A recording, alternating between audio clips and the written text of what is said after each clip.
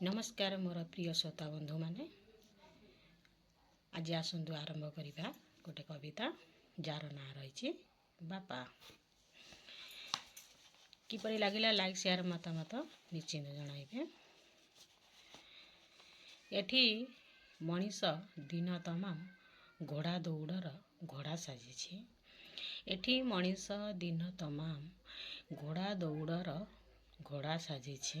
राति राति दिन दिन समय को सालिश करी संघर्ष करी चलीछि प्रति मुहूर्त रे पांच प्राणी कुटुंबंक पाई। सेमानंक मुखे मुठाए दाना दबा पाई।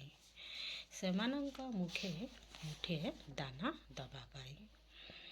निज प्रति भ्रुक्षेप नाही। चिरा कपड़ा देहरे घोड़ेई सकाळरू संज जाए माटी संगे माटी होई खटी खटी चली थांती अविरत आम बापा। जीवनर सबुतक दुख लुह नहीं बोई चली थांती।